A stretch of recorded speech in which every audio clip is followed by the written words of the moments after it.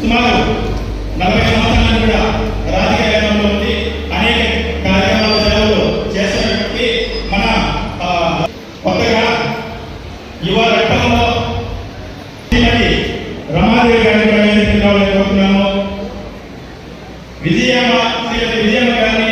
వేదికగా కోరుతున్నాము.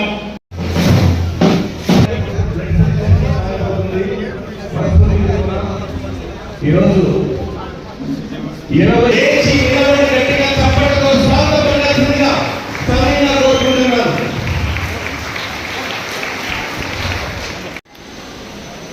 28 వసంతాలు పూర్తి చేసుకుని 29వ వసంతంలో అడుగుపెట్టినటువంటి అమాయక సంస్థ సభ్యులకు కార్యవర్గానికి నా శుభాకాంక్షలు తెలియజేసుకుంటూ ఈ సంస్థ 1982లో బీజం పడి కాలాంతరంగా అమాయక సంస్థగా ఏర్పాటై ఈ ప్రాంతంలో ఉండేటువంటి చాలా కుటుంబాలు మారుమూల ఉన్నటువంటి వ్యవసాయానికి సంబంధించినటువంటి రైతాంగం కానీ వ్యవసాయ కూలీలు కానీ వారందరిలో కూడా పొదుపు అలవాటు చేసి సేవాభావంతో తక్కువ వడ్డీతో రుణాలు ఇచ్చి ఆ కుటుంబాలకు ఆర్థిక పరంగా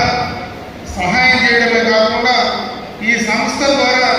ఆ కుటుంబంలో చదువుకున్నటువంటి విద్యార్థులందరినీ కూడా ప్రోత్సహిస్తూ వారికి స్కాలర్షిప్లు ఇవ్వడంలో కానీ వారిని ఈ కార్యక్రమంలో భాగస్వాములు చేయడం కానీ ఈ కార్యక్రమం ద్వారా ఇంకా చాలామంది విద్యార్థులకు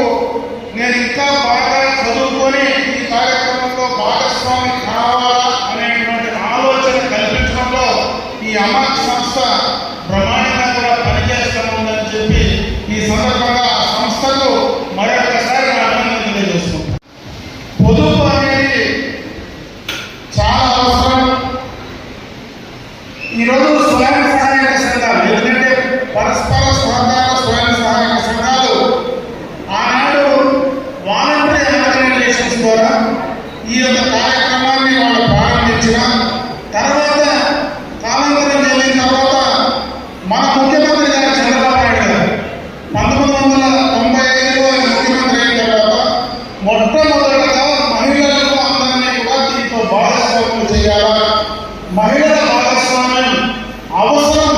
ఎంత ఉందనేటువంటి విషయాన్ని గుర్తించి ఆనాడు మహిళలందరినీ కూడా ఆ భాగస్వామ్యం చేసినటువంటి వ్యక్తి చంద్రబాబు నాయుడు గారు అని చెప్పి సందర్భం కూడా ఒకసారి గుర్తు చేస్తా ఉన్నా. ఎందుకంటే ఆ రోజు చాలా మంది 1995లో మొట్టమొదటి నేను శాసనసభ అయినప్పుడు ఈ కార్యక్రమం ప్రభుత్వ పరంగా ఎందుకంటే ఆ రోజు వాలంటరీ ఆర్గనైజేషన్ ద్వారా కొన్ని సంస్థలే ఈ కార్యక్రమాలు తీసుకొని చేస్తూ ఉంటే ప్రభుత్వ పరంగా కూడా చేయాలనేటువంటి ఒక ఆలోచన చంద్రబాబు నాయుడు గారు తీసుకొస్తే ఆ రోజు మహిళలు ఆఫీసుల చుట్టూనో లేదా బ్యాంకులలో లోన్ అకౌంట్ ఓపెన్ చేయడానికి ఎక్కువ మంది పోయిన సందర్భంలో ఆ రోజు ప్రతిపక్ష పార్టీలు కొన్ని ప్రతిపక్ష పార్టీలు ఆ రోజు మహిళలను ఇంట్లో ఉండకుండా రోడ్లలో చెప్తున్నారని చెప్పినటువంటి సందర్భాన్ని ఒకసారి గుర్తు చేస్తూ ఆ రోజు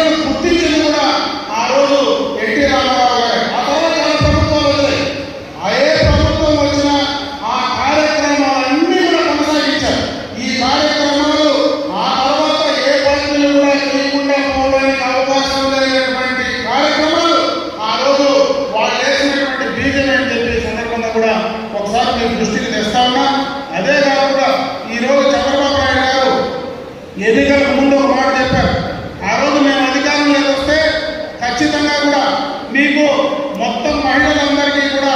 తల్లికి వందనం కార్యక్రమం ఎంతమంది బిడ్డలున్నా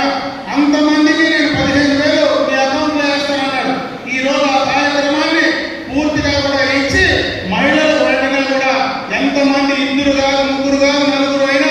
ఆడబిడ్డలు ఉంటే వాళ్ళందరికీ ఇచ్చేటువంటి కార్యక్రమాన్ని ఈ రోజు కొనసాగిస్తా ఉన్నాం. అదే కాదు ఈ రోజు మహిళలు ఎవరైనా చాలా మంది మీరు గ్రామాల నుంచి వచ్చారు. ఆ రోజు ఆయన మాట చెప్పిన ప్రకారం ఏ ఆర్టీసీ బస్సు ఎక్కినా మీకు టికెట్ లేదు, ఫ్రీగా మీకు ఆర్టీసీ బస్సుల్లో ఉచిత ప్రయాణ సౌకర్యం కల్పిస్తానన్నా ఈ రోజు ఉచిత ప్రయాణ సౌకర్యం